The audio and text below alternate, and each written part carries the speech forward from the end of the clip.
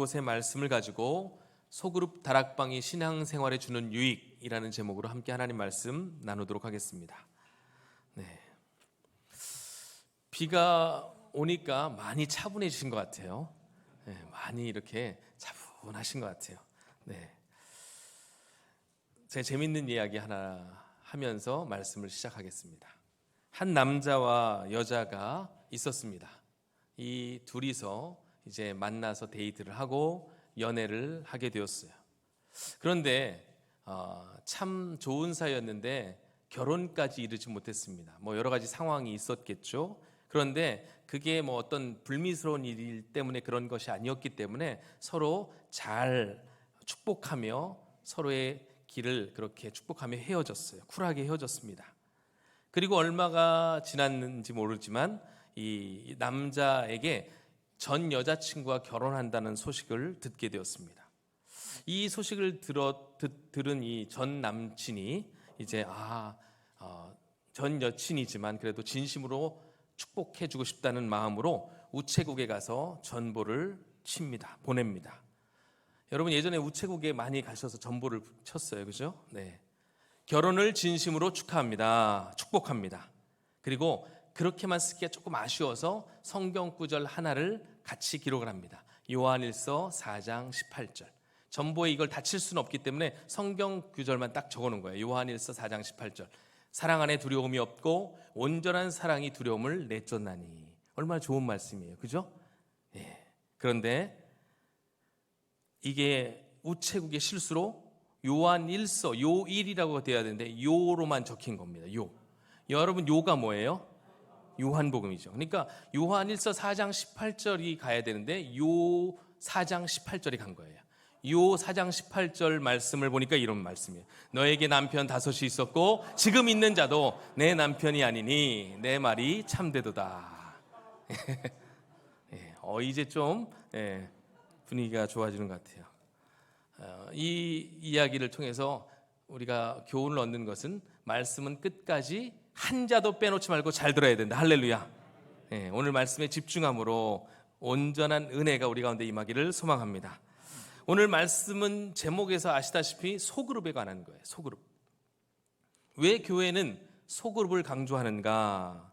그에 대한 통계가 있는데 참 좋은 통계예요. 이 목회 데이터 연구소라고 우리 신명자 권사님 아드님 지용근 집사님 대표님으로 계시는데 그분이 한국교회를 위해서 참 많은 일들을 하십니다. 그래서 좋은 데이터들을 많이 보내주세요. 목회자들에게. 저희 교회도 올해부터 이제 함께 후원을 하고 있는데 몇 개 간단한 슬라이드만 보도록 하겠습니다. 시간 관계상 이제 한국교회가 소그룹을 강조해야 하는 이유입니다. 먼저 코로나 이후에 사회적 현상들이 발생했는데 외로운 한국인이 너무 많다는 거예요. 잘 표로 안 보이시겠지만 이게 말씀으로 들으셔도 되겠습니다. 외로운 불을 조금 꺼주실래요? 슬라이드가 몇 장 있으니까 조금 앞에만 꺼주시면 되겠습니다. 보이십니까?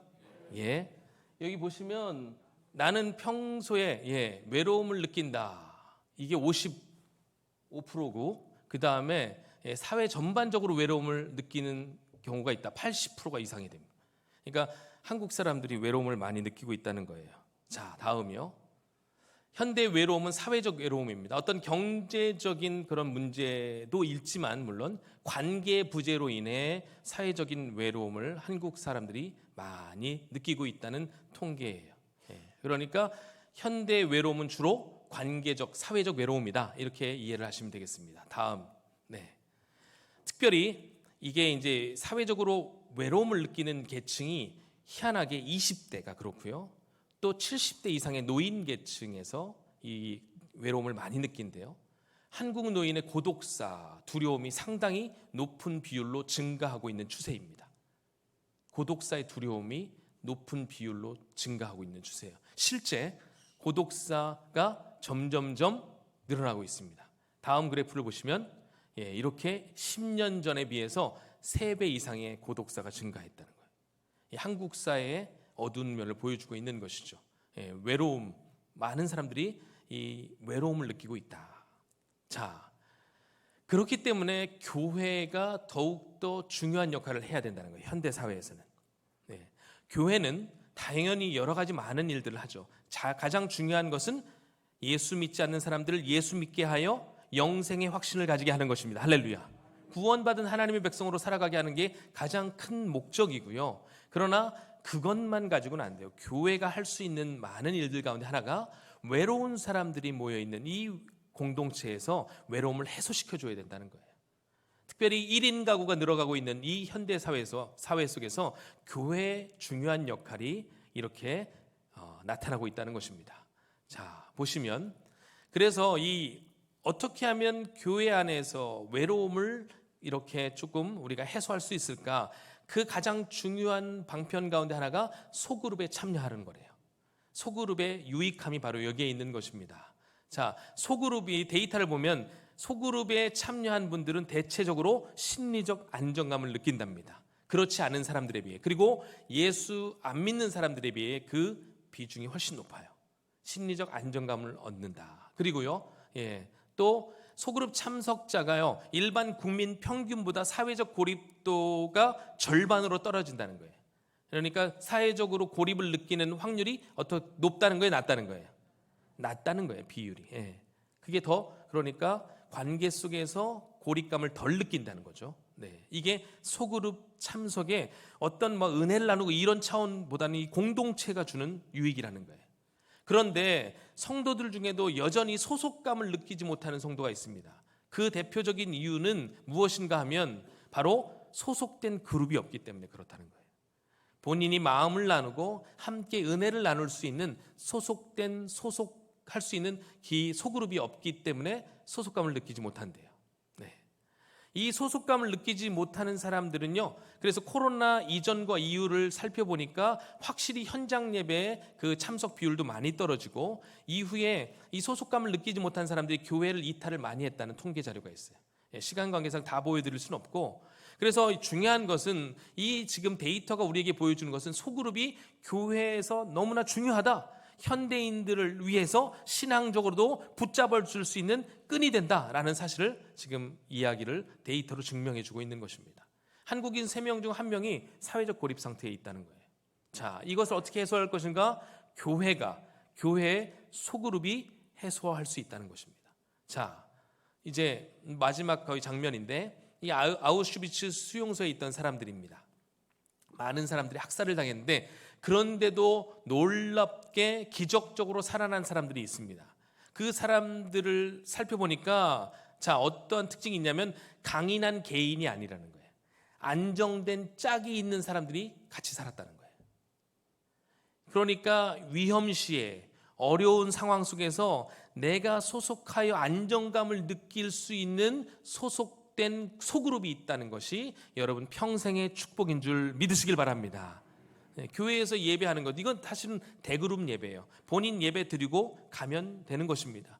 하나님께서도 이런 예배를 통해서 당연히 은혜를 주시지만 이후에 소그룹 모임을 통하여 더욱더 그 은혜는 확장되고 더욱더 확산되어져 간다는 사실을 기억하셔야 된다는 것입니다. 건강한 교회의 요소가 무엇이 있을까? 사람마다, 학자들마다 다양한 의견이 있지만 저는 개인적으로 3가지를 꼽습니다. 첫째는 예배입니다. 할렐루야. 예배예요. 2번째는 훈련입니다. 그리고 3번째는 소그룹이라고 감히 저는 단언할 수 있습니다. 제가 코로나 중에 부임을 했습니다. 그래서 할 수 있는 게 사실 많지 않았습니다. 왜냐하면 제약이 많았거든요. 그렇지만 그 속에서도 최대한 제가 손볼 수 있는 것, 그러니까 바꾸어갈 수 있는 것에 집중을 했는데 그것이 바로 예배였습니다. 어떻게 하면 우리 성도들이 예배의 방관자로 있지 않고 예배의 적극적인 참여자로 하나님 앞에 온전한 예배를 드릴 수 있을까? 그렇게 고민하며 기도하며 준비하고 이렇게 바꿔온 것이 오늘 우리의 예배의 형태가 된 거예요. 조금 더 한 번이라도 더 기도하고 한 번이라도 더 찬송하자. 할렐루야. 여러분, 예배를 통해서 하나님은 은혜를 주십니다. 그래서 예배가 참 중요하죠. 그런데 이 예배만 가지고는 온전한 성도가 되기에는 부족한 게 많아요. 그래서 훈련이 필요합니다. 그리스도의 신실한 제자로서 살아가기 위하여 우리는 훈련을 합니다. 사실 코로나 중에 왔기 때문에 제자 훈련을 바로 시작할 수가 없었어요. 벌써 3년이 지났습니다. 그리고 올해야 비로소 이제 훈련을 시작하는데, 사실 훈련을 안 한 건 아니죠. 이 준비 과정으로서 평신도 프로그램, 평신도 성장 훈련을 계속 해왔습니다. 그리고 제자 사역 훈련을 이제 드디어 시작하게 된 것이죠. 그리고 마지막으로 중요한 게 소그룹이에요. 여러분, 소그룹은 그 교회의 건강의 지표, 건강도의 지표를 보여주는 척도예요. 그러니까 건강한 소그룹이 많은 교회는 당연히 건강한 교회가 되는 것입니다. 여러분, 그 일을 위해서 우리는 예배하는 일에 힘쓰고 훈련받는 일에 힘써야 되는 거예요. 그렇게 훈련되어져 세워진 평신도 지도자들이 섬기는 소그룹은 건강한 소그룹, 은혜 충만한 소그룹이 된다는 사실입니다. 그 안에서 함께 은혜를 나누는 우리 순원들, 소그룹 구성원들은 얼마나 그 훈련된 지도자들로 인하여 은혜를 받고 함께 은혜를 나눌 수 있겠습니까? 그러므로 이 소그룹은 대단히 중요한 것인데, 사실 이 사회적 현상이 우리를 소그룹으로 안내하는 어떤 현상적 지표가 되기도 하지만, 사실 교회가 소그룹을 강조하는 가장 중요한 근본적인 이유는 성경이 그것을 말하고 있기 때문입니다. 성경에서 강조하고 있기 때문에 그래요. 먼저 여러분, 하나님, 우리 성부, 성자, 성령, 이 삼위일체 하나님이 어떻게 보면 삼위일체, 이 말이 사실은 조금 어렵지만 세 위격이 하나의 공동체다, 이렇게 생각하시면 되겠습니다. 이게 우리가 나중에 제가 이제 삼위일체에 대해서 설교할 때가 있겠지만, 어쨌든 이 삼위 하나님은 공동체로 계셨다는 거예요. 예, 그러니까 삼위 하나님의 본성을 닮아 창조된 인간은 그 안에 공동체성의 DNA가 숨겨 있는 거예요. 그래서 하나님은 아담을 만드신 후에 혼자 있는 것이 좋아 보이지 않아서 곧바로 짝을 만들어 주셨습니다. 그게 하와죠. 그래서 공동체를 만들어 주시는 거예요. 가정이 첫 번째 공동체요, 그 가정은 교회의 모델이 되는 것입니다. 이렇게 하나님의 속성 가운데 공동체성이 있기 때문에 그 하나님의 속성을 닮은 우리는 공동체에 있는 것을 기뻐하고 즐거워한다는 거예요. 자, 그리고 나서 우리 예수님이 이 땅에 오셔서 가장 먼저 하신 사역이 무엇입니까? 제자를 부르신 거예요. 여러분, 제자를 부르셔서 소그룹을 만들어 주신 것입니다. 그래서 3년 동안 예수님께서 모든 것을 다 쏟아부으시면서 그 소그룹을 존재케 하셨습니다. 그리고 주님이 죽으시기 전날까지도 주님은 그들과 함께 하셨어요. 그 함께 모여있는 그곳에서 그들은 예수님의 실존을 보게 되었고, 예수님이 어떠한 사역을 하실지를 알게 된 것입니다. 그렇게 예수님에 대해서 다시 한번 깨닫고 십자가의 죽으심과 부활의 영광을 경험한 제자들, 예수님께서 한 곳에 모여 있으라는 그 명령을 지키며 마가의 다락방에 모여 있던 그들에게 성령이 임하셨습니다. 여러분, 성령이 임하시는 거예요. 성령의 선물로 그들에게 임하셨습니다. 모여 있는 그들에게 성령은 임하시는 거예요. 그래서 성령을 받은 하나님의 사람들, 그들은 각자 흩어져 소그룹을 만들어 갔습니다. 교회를 만들어 갔습니다. 이 소그룹이 하나의 교회가 된 거예요. 빌립보 교회, 에베소 교회, 데살로니가 교회, 이런 교회들은 작은 하나의 소그룹에서부터 출발한 교회입니다. 그들은 함께 먹고 함께 마시며 하나님의 말씀을 함께 나누며 하나님의 복음을 선포하였습니다. 그러므로 신약교회, 신약의 공동체는 성도들의 삶의 모든 영역을 아우르는 삶의 방식이기도 한 거예요. 그래서 그들이 함께 모여 떡을 떼며 온전한 마음으로 함께 모여 기뻐했다, 성경은 그렇게 증언하고 있는 것입니다. 그래서 소그룹은 어떻게 보면 교회 사역의 핵심이다, 이렇게 이야기할 수가 있겠어요. 그러고 보니 한국교회도 역사적으로 볼 때 언제나 소그룹을 강조해 왔습니다. 오늘날만 이렇게 특수하게 강조하는 것은 아니에요. 그러니까 참 한국교회가 대단히 선교사님들로보다 잘 배운 거예요. 매우 성경적인 거죠. 여러분, 전통적으로 우리는 이 소그룹을 무엇이라고 불렀습니까? 우리도 예전에 그렇게 불렀잖아요. 네, 구역, 그죠? 구역으로 불렀어요. 구역. 네. 그리고 이 구역에서부터 이제 여러 이름이 이제 파생되기 시작한 겁니다. 목장, 우리가 이전까지 사용했던 셀, 그 다음에 감리교는 특히 이 구역을 또 속회라고 해요. 속회, 속회. 그리고 우리는 다락방이라고 이제 이름을 하지만 또 사랑방도 있어요. 사랑방이라고 하는 교회들도 많이 있습니다. 거의 비슷한 역할을 소그룹들이 하지만 그 이름에 따라 각각의 색깔과 추구하는 방향성이 조금씩 다른 것은 사실입니다. 특별히 이제 우리 교회가 이전에 셀이라고 했잖아요. 셀. 셀은 영어잖아요. 이걸 뭐라고 번역할 수 있어요? 셀이? 세포죠. 세포는 증식하는 것입니다. 그죠? 그래서 이 셀이라고 이름을 지었을 때는 우리 교회가 이 소그룹에 무엇을 강조하기 위해서요? 전도에 포커스를 둔 것입니다. 그래서 우리 교회가 이 셀이라고 명명했을 때는 전도하는 소그룹으로 만들고 싶으셨던 거예요. 그래서 셀이라고 한 거예요. 이 셀은 전도에 포커스를 둔 소그룹이에요. 그래서 셀 교회는 교회 새 가족을 초청하기 전에 셀 모임으로 데려가는 거예요. 그래서 거기에서 교회의 장벽을 담을 낮추고 문턱을 낮춘 후에 그들이 편안한 상태에서 교회에 오도록 하는 게 이제 셀의 기능 중에 하나입니다. 자, 그리고 여러분 이제 구역은 구역하면 항상 따라붙는 단어가 뭐예요? 구역? 왜 다 달라요? 구역? 예배. 그래서 예전 전통교회에 저도 섬겨봤는데 구역들이 모이면 점심시간에 딱 모여요. 주일날 말고. 네. 그래서 모여서 빨리 헌금 막 돌려요. 바구니 막 돌려가지고 예배 빨리 드려. 사도신경 해. 이렇게 해가지고 막 후딱 예배 드리고 마쳐요. 예. 교제보다는 예배에 포커스를 둔 모임이 바로 구역입니다. 자, 그럼 올 한 해부터 이제 올해부터 시작된 우리 소그룹, 새로운 소그룹 다락방은 어디에 포커스를 두고 있을까? 그죠? 그것을 알기 위해서 우리가 이 다락방의 성경적 어원을 한번 살펴보려고 합니다. 자, 먼저 이 다락방은 신약의 사도들이 모여서 무엇을 받은 곳? 성령을 받은 곳입니다. 사도행전 1장 13절에 들어가 그들이 유하는 다락방으로 올라가니 베드로, 요한, 야고보, 안드레와 빌립, 도마와 바돌로메, 마테오와 및 알페오의 아들 야고보, 셀롯인 시몬, 야고보의 아들 유다가 다 거기 있어. 거기는 바로 마가의 집을 지칭해요.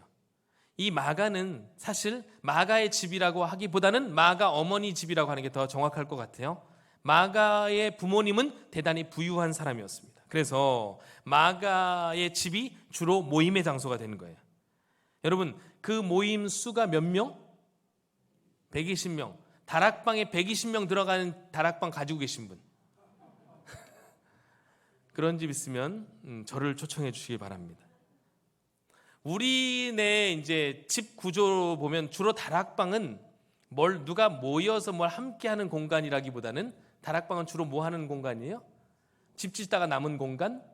아니면 그러다 보니까 어디 사람이 좀 주거하기는 애매하고 그래서 세월이 흐르면 짐이 많아지잖아요.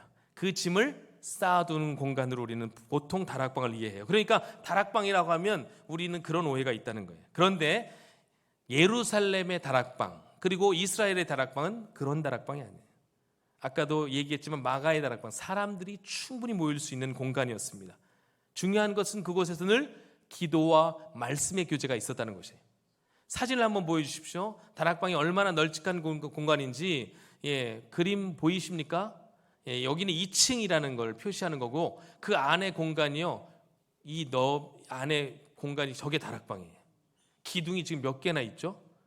이 안에 120명의 사도들이 모여 있었다는 겁니다.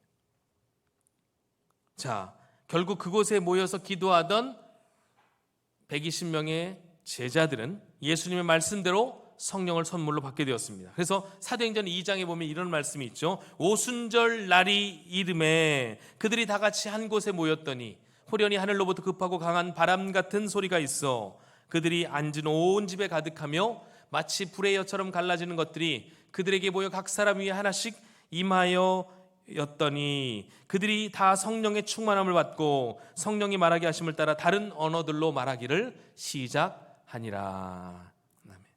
다락방에 모여 함께 기도하던 말씀을 나누던 그들은 성령을 선물로 받는 놀라운 은혜를 체험하게 되었습니다.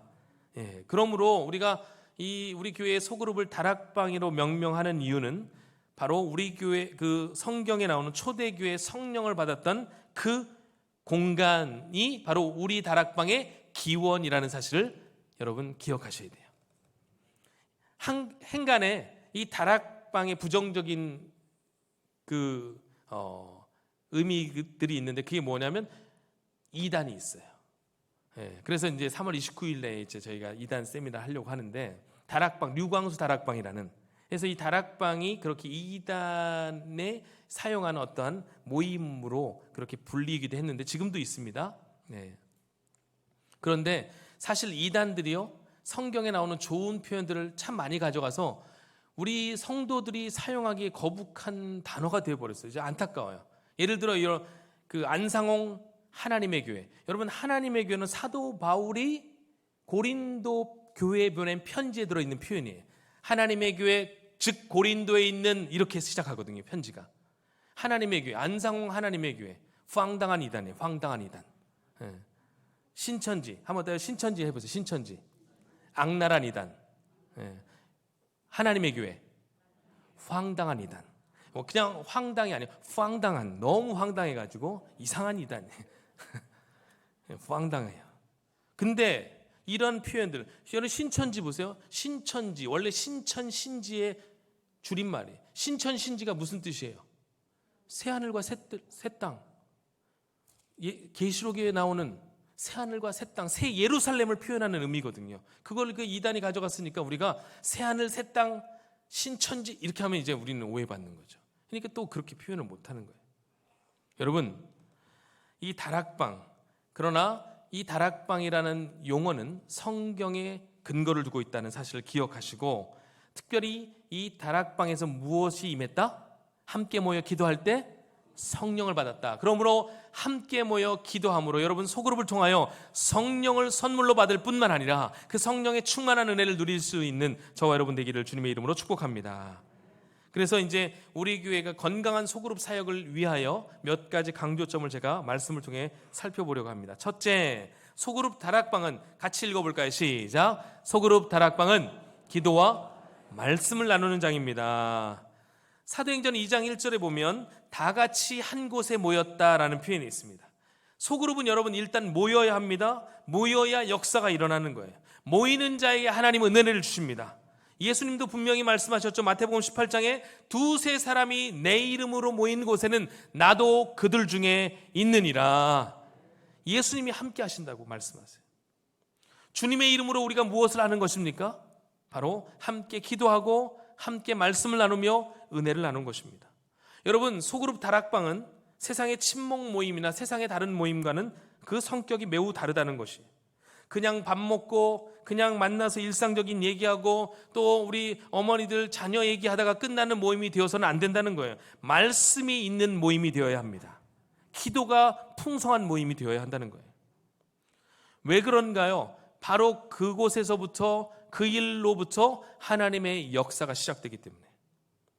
오순절 마가의 다락방에 모인 사람들이 그냥 모여서 일상적인 얘기, 자신들의 그냥 이야기를 하고 있을, 잡담이나 하고 있을 때 성령이 임한 게 아니에요.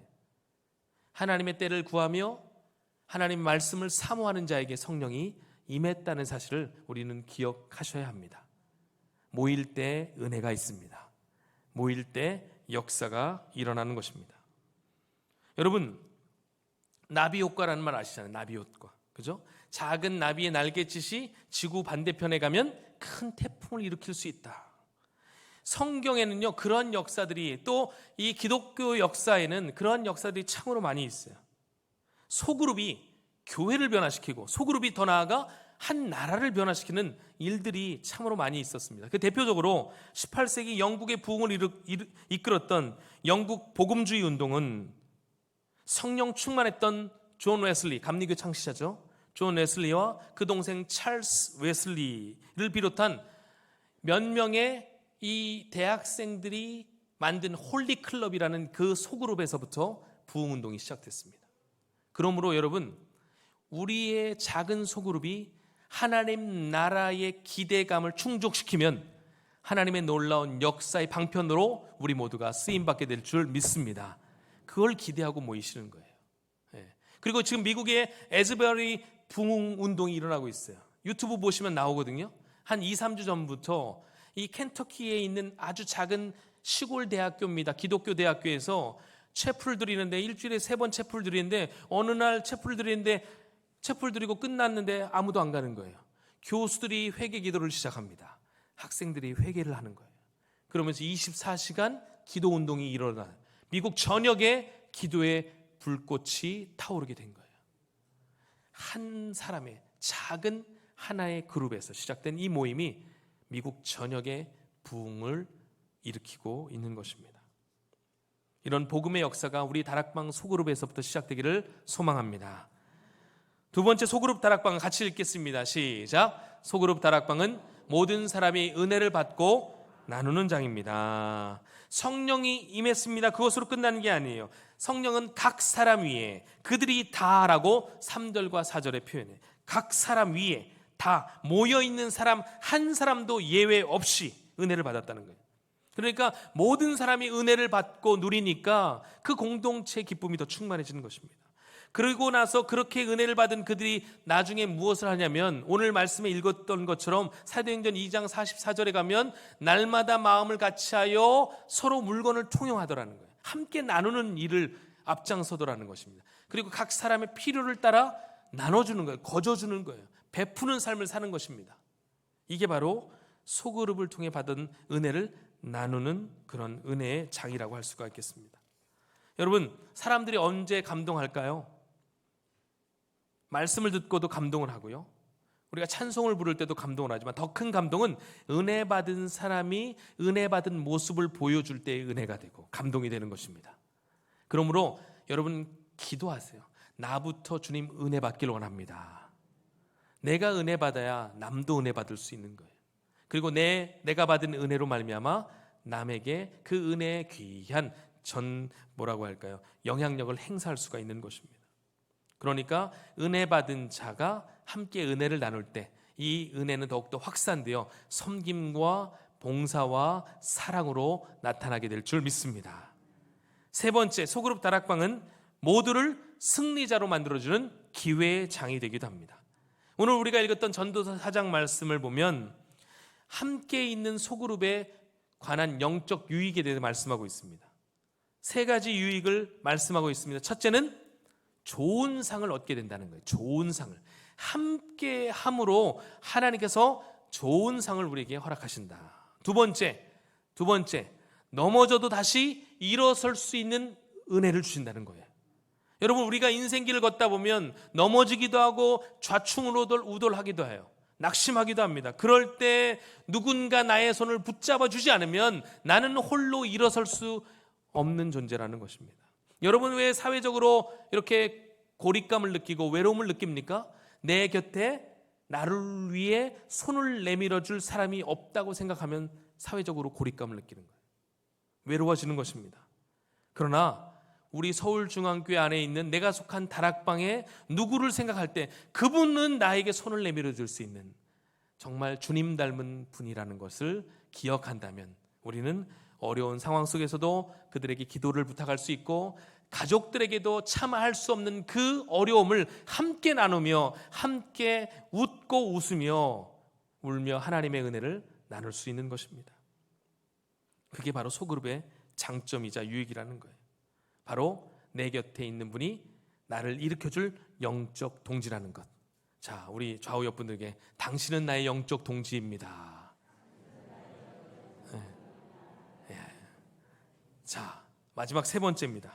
함께 읽어볼까요? 3번째, 함께하면 시작. 함께하면 넉넉히 이길 수 있습니다. 오늘 전도서 4장 12절 말씀에 보면 한 사람이면 패하겠거니와 두 사람이면 맞설 수 있나니 세 겹줄은 쉽게 끊어지지 아니하느니라. 할렐루야. 예. 1206년에 몽골 제국을 세운 징기스칸에게는 6명의 아들이 있었습니다. 이 징기스칸이 어느 날 자신의 아들들을 불러 모읍니다. 젓가락 하나씩을 줘요. 야, 부러뜨려 봐라. 그러니까 다 잘 부러뜨려요. 모두가 쉽게 꺾습니다. 그리고 나서 6개를 가지고 옵니다. 6개를 부러뜨리라고 한 사람에게 줍니다. 6개가 모이니 쉽게 부러지지 않습니다. 단 한 명도 부러뜨리지 못하는 거예요. 그때 징기스칸이 그것을 보여주면서 이렇게 이야기합니다. 바로 이것이다. 너희 하나는 약하지만 함께 힘을 합하면 큰 힘이 되고 누구도 당해내지 못할 것이다. 협력의 능력을 강조하는 거죠. TV를 볼 때 요즘 들어 참 저는 그런 게 재밌어졌어요. 그 맹수들 나와서 잡아먹는 거. 이게 참 재밌어요. 뭐 잡아먹는 것보다는 동물들이 요즘엔 좋아요. 근데 이 TV의 맹수들이 짐승을 잡아먹을 때 어떤 짐승들이 주로 잡아먹힙니까? 무리에 둘러싸이는 이 짐승들은 잡아먹히질 않습니다. 그렇죠? 그래서 사자나 호랑이와 같은 맹수는요, 그 집단을 보면 가장 먼저 하는 일이 뭐예요? 흐트러뜨리는 거예요. 그래서 낙오자를 발생시킵니다. 그래서 한 낙오된 짐승을 타겟으로 삼으면 그 타겟은 여지없이 밥이 되는 거예요.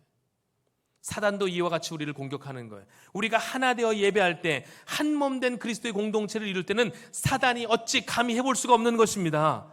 왜냐하면 나를 위해 기도해 줄 사람이 있고 나를 위해 울어줄 하나님의 동지가 있기 때문에 그래요. 그런데 내가 소그룹에서 이탈하거나 내가 낙오가 되면 나는 누구의 밥이 될 수밖에 없다? 사단의 먹잇감이 될 수밖에 없다는 거예요. 이단 신천지도 그런 식으로 공략을 합니다. 그러므로 여러분, 우리가 함께하는 것이 우리 자신을 위해서 나를 지키는 것에서부터 너무나 중요하다는 것을 알게 되는 거예요. 말씀을 정리하겠습니다. 이런 말이 있죠. 혼자 가면 빨리 가고 함께 가면 멀리 간다는 말이 있습니다. 여러분, 우리 인생은 단거리 경주가 아닙니다. 장거리 경주예요. 가다 보면 지칠 때도 있고 힘들 때도 있습니다. 그렇게 우리는 혼자 멀리 갈 수 없는 겁니다. 함께 가야 멀리 가는 것입니다. 특별히 이 자리에는 함께함의 능력을 이미 경험한 많은 분들이 계십니다. 그분들과 함께 소그룹의 다락방에 함께 소속되셔서 기쁨으로 하나님을 예배할 뿐만 아니라 소그룹에서 주시는 풍성한 은혜를 여러분 모두가 누리게 되시기를 주님의 이름으로 축복합니다. 그러나 아직까지 이 다락방이나 소속된 그룹이 없어서 여전히 머뭇머뭇거리는 분이 있다면 이번 기회에 소그룹에 참여하셔서 하나님의 은혜를 누리고 놀라운 인생의 변곡점을 만들어갈 수 있는 복된 계기로 삼는 저와 여러분들 모두가 되시기를 주님의 이름으로 축복합니다. 올 한 해 다락방에서 주시는 은혜와 간증이 우리 모두에게 넘치게 되시기를 바랍니다. 아멘. 우리 함께 찬양하고 기도하겠습니다.